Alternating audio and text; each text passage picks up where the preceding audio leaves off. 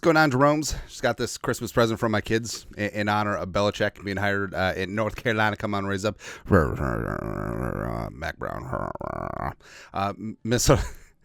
Speaking of Belichick, a Belichick disciple, Kevin O'Connell, kind of, fed the local media jackals on Monday as his another Victory Monday press conference. It feels like there's been a lot of these this season. Almost like there's been 13. And there's going to be 14. There's going to be 15. There's going to be one after the division round, one after the NFC title game, one after the Super Bowl. No big deal.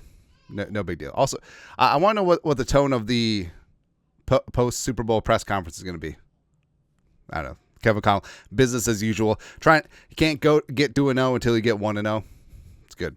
Updates with some injuries as well as some other stuff and some things. First up, Ivan Pace Jr., So we heard he's going to be back. Sounds like he is this week against Green Bay. Al Calusi Athletic.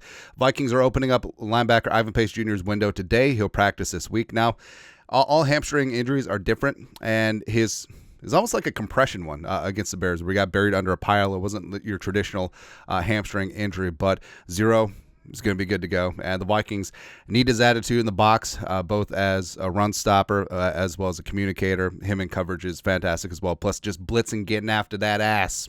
Vikings need Ivan Pace Jr. back. Also, another need, Al Calusi Athletic.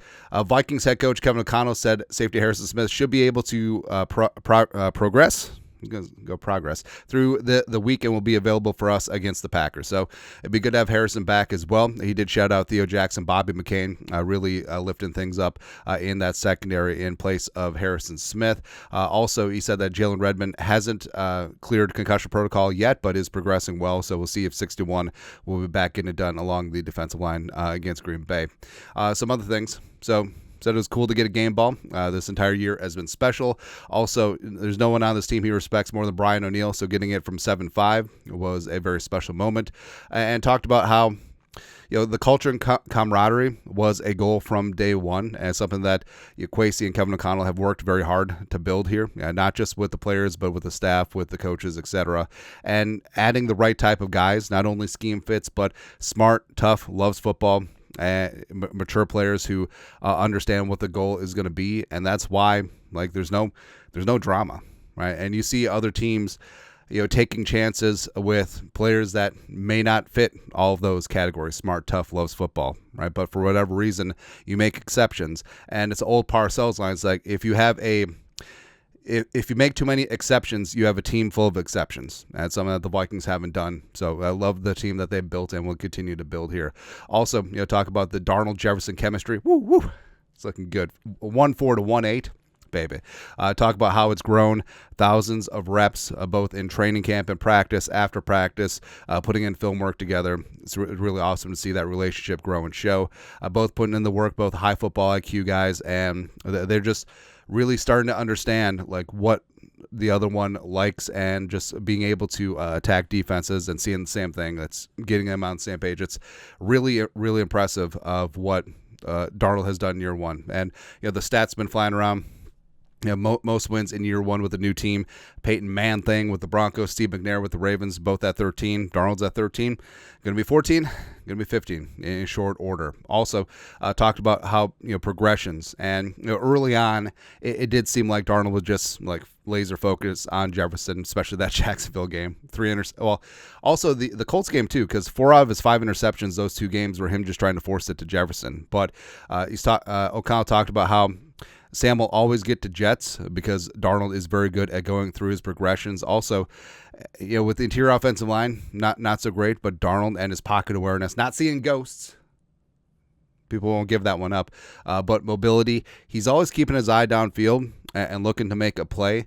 And whether the defense is going towards Jefferson, he progresses to everyone else.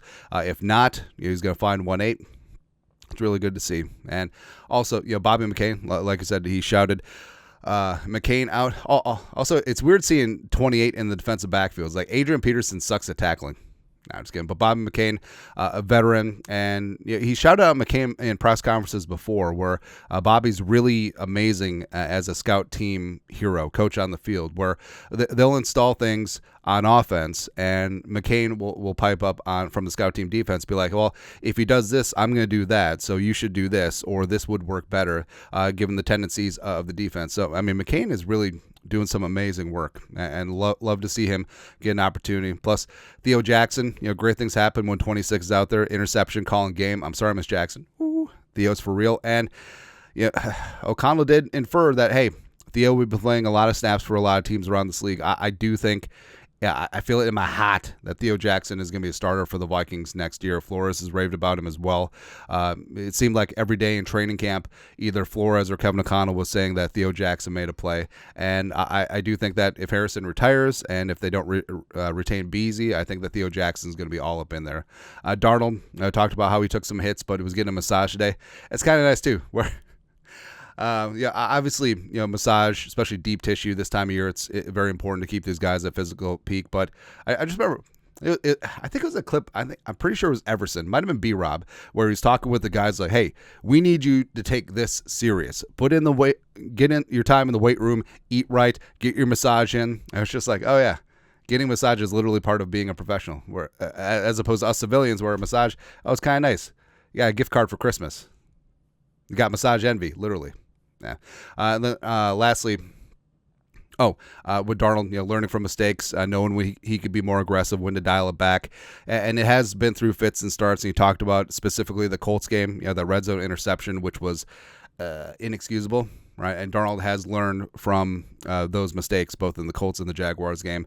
Plus, he's been last few games just been lights out as a decision maker. Did mention that 1 4th down interception against the Bears where O'Connell, took responsibility for that. Should have gave him a better play.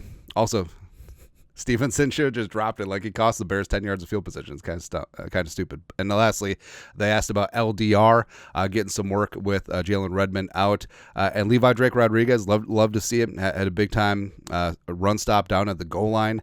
But he said that LDR is the guy that they're pouring into for the long term. Upside is there. And I'm still pretty bullish on Levi Drake Rodriguez going forward. I think that he's going to be a major part of the Vikings defensive line into the future. But that's it. That's at Kevin O'Connell, Victory Monday presser, injury updates, talking about Darnold and massages.